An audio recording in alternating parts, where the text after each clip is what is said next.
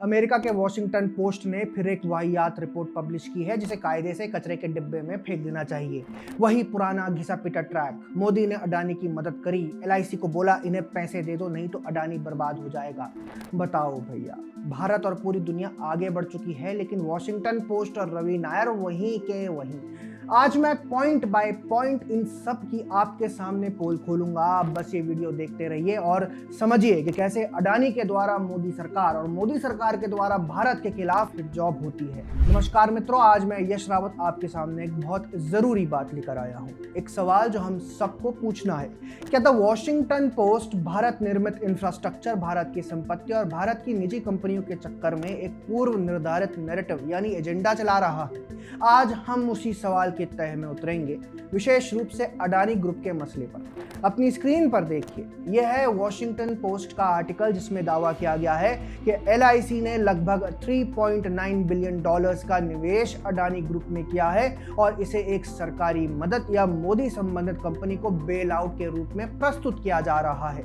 मतलब इन मूर्खों का मानना है कि अडानी के शेयर गिर रहे थे, अडानी को बचाने के लिए पीएम मोदी ने एलआईसी वालों को फोन किया कि भाई अडानी में पैसा डालो और बस सब चंगा सी। कितने तेजस्वी लोग हैं हमारे पास, कितने शानदार विचार रखते हैं। अपने आरोपों के एविडेंस के नाम पर इन्होंने एक डॉक्यूमेंट पेश किया है जिसमें कहा गया है कि फाइनेंस मिनिस्ट्री ने एलआईसी को अडानी में इन्वेस्ट करने के लिए पुश किया।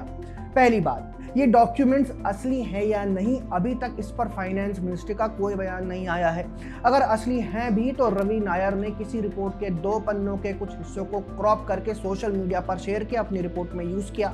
इसमें कॉन्टेक्स्ट क्लियर नहीं है।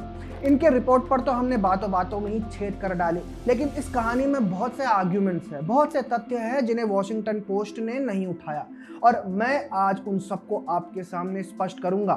पहला पॉइंट तो है वॉशिंगटन पोस्ट का एजेंडा। ये लेख उस कड़ी में आता है जिसमें पश्चिमी मीडिया अक्सर भारत में बड़ी निजी कंपनियों प्लस सरकार इक्वल्स टू क्रोनी कैपिटलिज्म की थ्योरी पर चला करती हैं। लेकिन हमें सोचना चाहिए, क्या हर रणनीतिक निवेश या सार्वजनिक निजी साझेदारी को तुरंत संदिग्ध माना जाना चाहिए? वॉशिंगटन पोस्ट का लेख इस बात को जोर शोर से बताता है कि अडानी पर यूएस डीओजे एसईसी के मुकदमे चल रहे हैं, इसीलिए यह निवेश संदिग्ध है। लेकिन एक बहुत बड़ी घटना जिसे वॉशिंगटन पोस्ट ने उपयुक्त रूप से नहीं उठाया वह है securities and exchange board of India SEBI द्वारा 18 सितंबर 2025 को दिए गए आदेश, जिसमें कहा गया है कि हिंडनबर्ग की रिपोर्ट में शामिल round tripping fund, mystery shell कंपनियों के जरिए स्टॉक बूस्टिंग आदि मुख्य आरोप साबित नहीं हुए। सुप्रीम कोर्ट द्वारा अपॉइंटेड एक्सपर्ट कमेटी ने भी हिंडनबर्ग मामले में अडानी को क्लीन चिट दी थी। तो प्रश्न बनता है, अगर आरोप इतने पक्के होते तो भारत के शीर्ष नियामक क्यों निष्कर्ष देते हैं कि कोई उल्लंघन नहीं किया गया? मतलब हिंडनबर्ग द्वारा अडानी पर हिट जॉब की गई थी सिर्फ इसीलिए ताकि एक भारतीय कंपनी को गिराया जा सके। और दोस्तों, यही बात वॉशिंगटन पोस्ट की कहानी की नींव हिला देती है। फिर एक दूसरा महत्वपूर्ण पॉइंट है, एलआईसी ने अडानी में क्यों निवेश किया और इस निवेश ने किस तरह से काम किया। वैपो इसे बेल आउट यानी कि एक सरकारी फेवर बता रही है, लेकिन असलियत में देखते हैं आंकड़े क्या कहते हैं। मई 2025 में Adani ports and special economic zone limited ने 50 बिलियन रुपीस के बॉन्ड जारी किए 15 साल के टेन्योर पर 7.75 कूपन दर के साथ। इस पूरे बॉन्ड इशू की खरीद एलआईसी ने की थी। वॉशिंगटन पोस्ट की रिपोर्ट में बताया गया कि सरकार ने एलआईसी को सुझाव दिया था कि अडानी समूह की कॉर्पोरेट बॉन्ड में लगभग 3.4 बिलियन यूएस डॉलर्स निवेश किया जाए और अतिरिक्त 507 मिलियन इक्विटी में। एलआईसी के निवेश ने भी परिणाम दिए।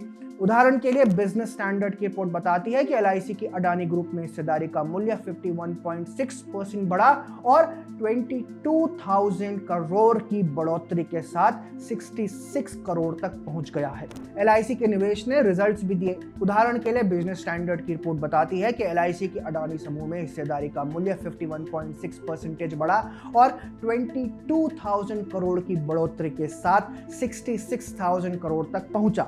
एक अन्य रिपोर्ट के मुताबिक एलआईसी अभी भी अडानी ग्रुप के शेयर और बॉन्ड्स में बने हुए हैं, जैसे अडानी एनर्जी सॉल्यूशंस में 3.42% हिस्सेदारी, अडानी एंटरप्राइजेज में 4.16 वगैरह। इसका मतलब यह है कि निवेश निर्णय में लाभ, उपाय और देश आर्थिक दृष्टिकोण भी शामिल थे। यदि एलआईसी ने निवेश के बाद प्लस 50% का लाभ प्रॉफिट कमाया है तो इससे अगर किसी को समस्या हो रही है तो क्यों है और क्या यह पब्लिक फंड्स का दुरुपयोग है?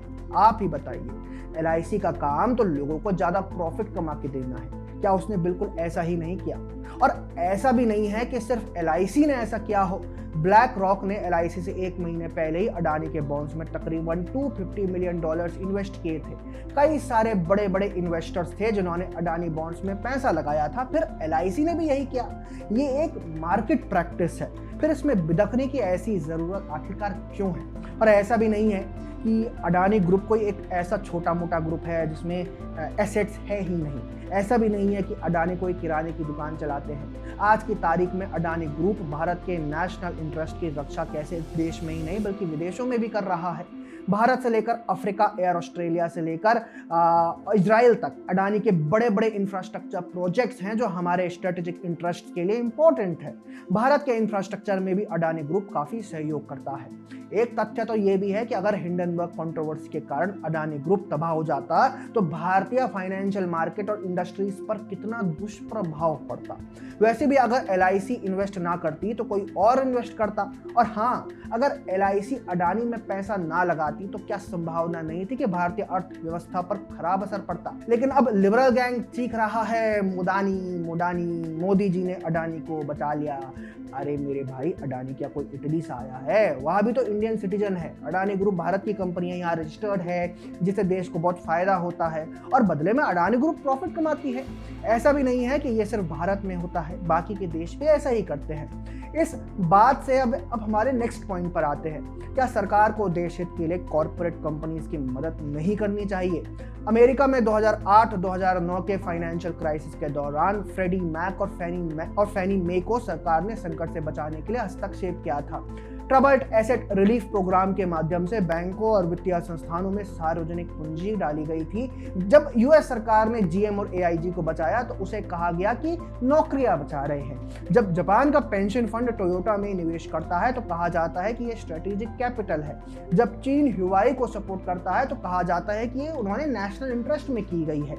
लेकिन जब भारत अपनी ही कंपनी को जो एयरपोर्ट, सोलर प्लांट्स और पोर्ट्स बना रही है उसे सपोर्ट करता है तो इसे स्कैंडल कहा जाता है, क्रोनी कैपिटलिज्म कहा जाता है। जब अमेरिका ने अपने संस्थानों को पब्लिक फंड से पैसे बांटे तब दुनिया ने उसे क्रोनी कैपिटलिज्म तो नहीं कहा। लेकिन आज भारत के मामले में उल्टा लॉजिक लगाया जा रहा है।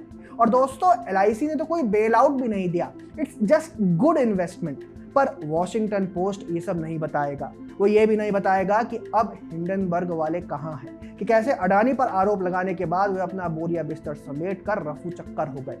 इसीलिए निष्कर्ष यही निकलता है, वॉशिंगटन पोस्ट ने बस हिट जॉब की कोशिश की है, वो भी फिर से। मतलब एक निशाना बनाकर की गई कहानी, ना कि एक निष्पक्ष संतुलित विश्लेषण। दोस्तों, इसके बाद सवाल रवि नायर जैसे चिल्लरों पर आता है जो इंडिया में बैठकर देश की कंपनियों पर हिट जॉब करते फिरते हैं। और ये कोई पहली बार भी नहीं है। हिंडनबर्ग वाले मामले से लेकर रवि नायर लगातार इस पर काफी सक्रिय हैं। वे OCCRP में भी काम करते हैं जो सोरोस फंडेड है, और इसने भी अडानी के खिलाफ नैरेटिव बनाने में एक अहम किरदार निभाया है। और ये भी सार्वजनिक रिकॉर्ड में है कि अडानी ग्रुप ने पहले कुछ पत्रकारों और मीडिया रिपोर्टर्स के खिलाफ कानूनी कदम उठाए हैं, जिसमें रवि नायर का नाम भी सामने आया था।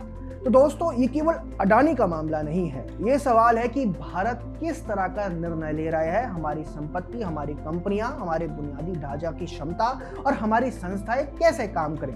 इस कहानी का मॉरल यही है, भारत विकास कर रहा है। भारत का निजी सार्वजनिक सेक्टर आजादी से काम कर रहा है, और हमें विदेशी मीडिया की हर कहानी को सिर्फ सुनकर तुरंत निष्कर्ष नहीं मान लेना चाहिए, बल्कि उसे आंकड़ों, दस्तावेजों, फैक्ट्स कॉन्टेक्स्ट में देखना चाहिए। इस वीडियो को लाइक, शेयर और चैनल को सब्सक्राइब करना ना भूलें। धन्यवाद।